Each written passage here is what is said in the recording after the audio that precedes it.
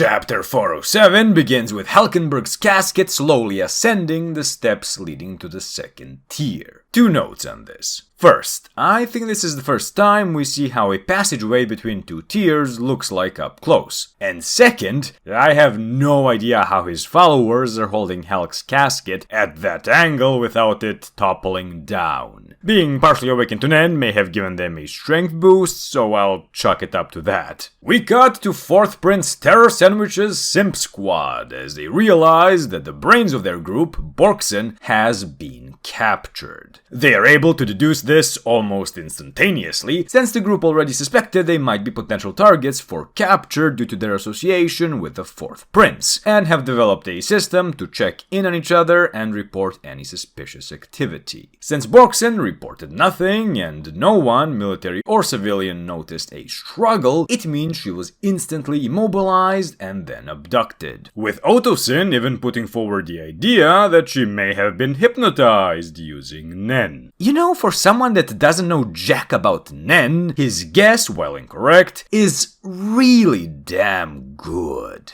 I'd say almost suspiciously so. The whole group deliberately stunted their careers in order to, in a way, stay close to terror, so it's not impossible that a child of Beyond's may be among them. We then cut to Boren, who wakes up on Morena's casting couch. She recognizes Morena, and this has been happening more and more lately, immediately makes the correct deduction that she was captured by some power unknown to her, solely based on the fact that she can't remember how it happened.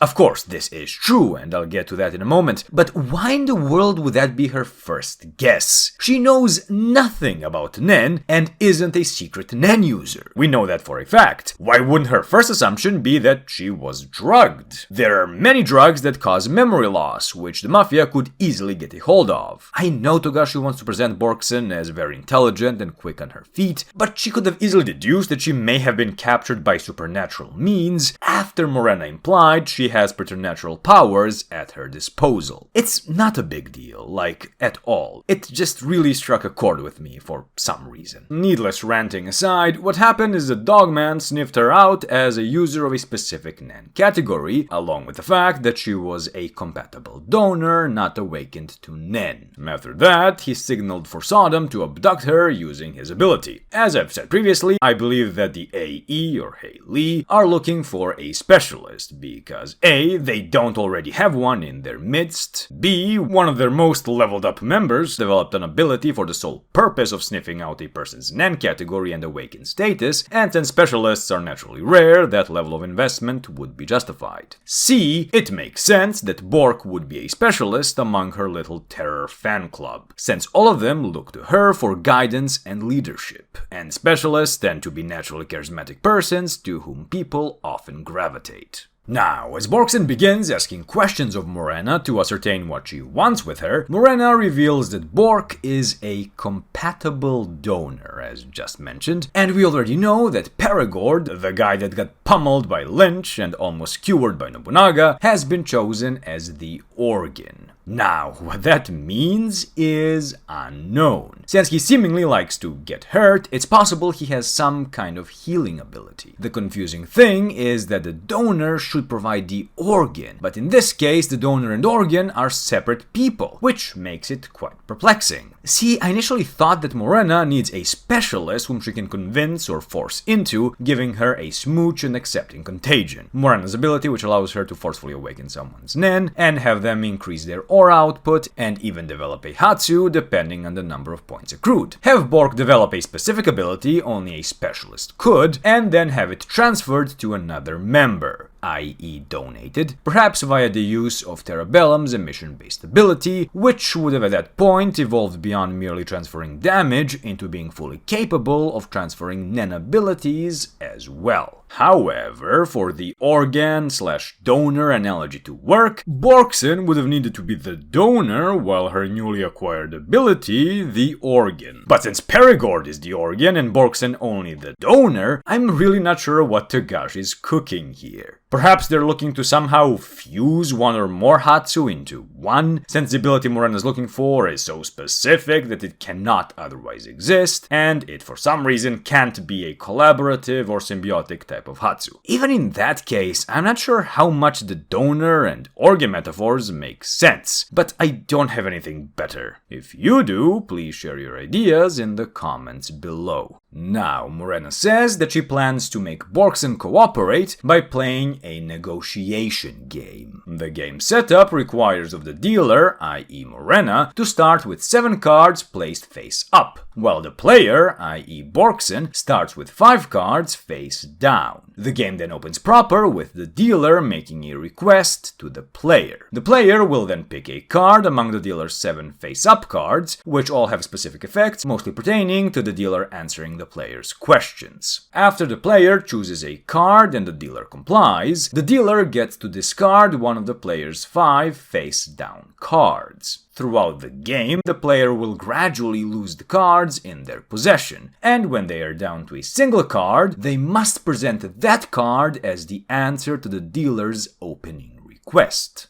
The first of the 5 cards the player has is a yes card, meaning that the player's answer to the dealer's opening request is in the affirmative. The second is a no card, meaning that the answer is negative. Borksen will try to avoid both of these, since they're both implied as having consequences, meaning that Morena's request will most likely be worded in such a way which will see Bork sacrificing one thing to preserve another. Then there's the Twitter, or X card, which is neither a yes nor a no. Attaining this card is Borksen's only true win condition, since in that case she'll be allowed to leave and they will not request of her to play again. The fourth card is the Hisoka, or Joker card, which can function as either a yes or a no card, as per the player's choice. I think this is the card Bork is most likely to end up with, since it'll allow her to lose to Morena, while still retaining some initiative by choosing what to sacrifice. This supposing my hunch about Morena's request is right, of course. The fifth and final card a player has is the Return card, which allows the player to retrieve a card from their discard pile and have it serve as their final answer in case Return is their final card. This is her second win con, as it would allow Bork to retrieve the X card.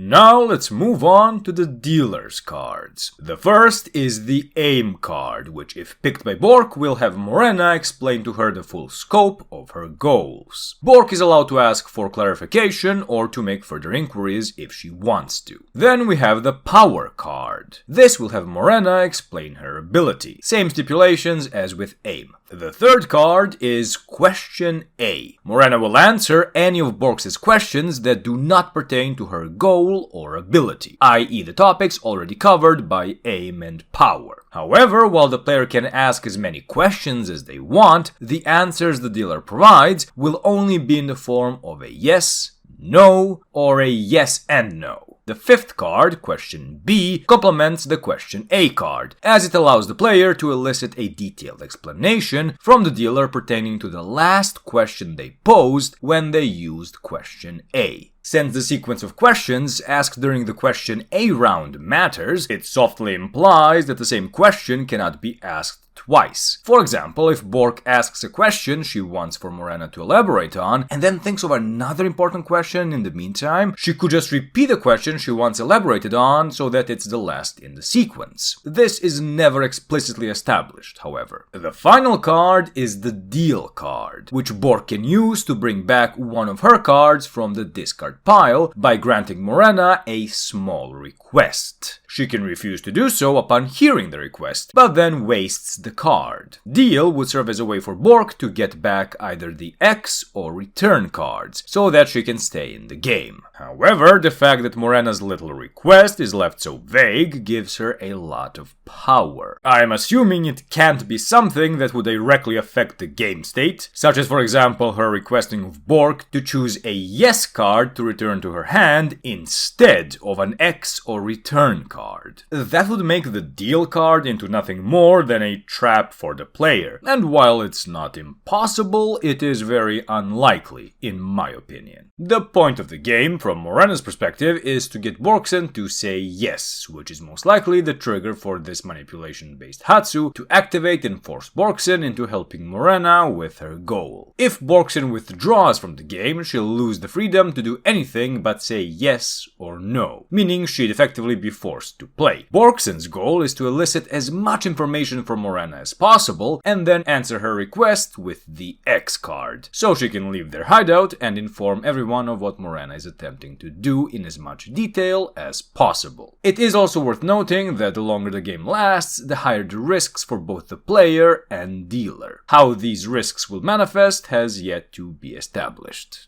Now, before they start the game proper, they clear up a few things. The first is that they establish a precedent for Morena answering negative questions. Essentially, since some questions can only be answered with a yes or a no, it's important to establish which one entails the negative and which one the affirmative answer, specifically in the case of negative questions. This, since while speakers of most languages would answer a negative question like "you haven't done it" with a "no, I haven't," i.e. focusing on themselves, speakers of others would answer it with yes, I haven't, focusing on the person posing the question by affirming that they are correct. As in, yes, you are correct, I haven't done it. This serves not only to establish Bork as an intellectual heavy hitter, but also in establishing Morena as a self-oriented person, focused on herself and her own goals. She has power. True power. And with it, she wants to see the system and people that treated her like an outcast utterly annihilated as a means of taking control of her own destiny. An interesting difference in the official and fan translations this chapter is that the fan translation uses the term parent and child instead of dealer and player. While I have no idea which one is more accurate, I do prefer the Togashi's Troop fan translation in this instance, due to the connotations the concept of parents and children have, not only for Morena specifically, but also this arc as a whole. This whole succession war is one phenomenal family feud, with parents pitting their children against each other, the children pitting their parents against their own children, children being used by their parents as a means to an end,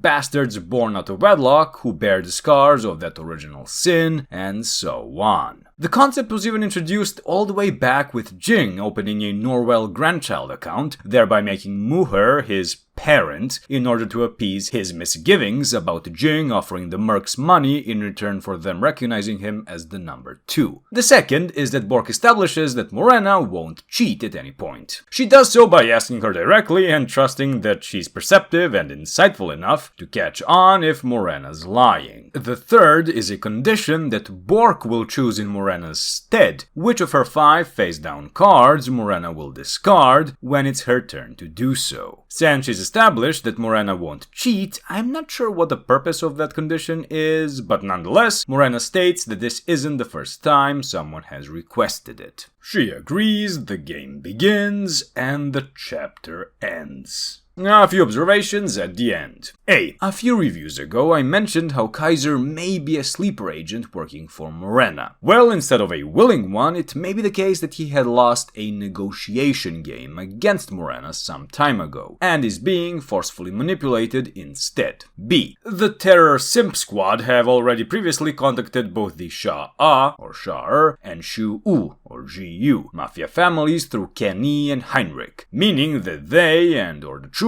could in some way use the info that one of them is now at the AE hideout to their advantage, though I don't currently see any obvious way that either could do so. C. I feel like Togashi's really enjoying himself, and it shows. He's always had a penchant for games and game theory. I mean, the man made a whole arc that revolved around the rules of an RPG/card game hybrid. And in general, but this arc especially, game theory is the name of the game, with most characters being competent enough to teach a goddamn masterclass what's in it. And that's chapter 407 done. I'm a bit sick and my voice is almost completely gone, so I'll get right to it. As always, thank you very much for watching. Your feedback is always appreciated. Subscribe if you like more content like this. I'd once again like to thank Kamaswamy for going the extra mile in supporting the channel, and I'll see you in the next one.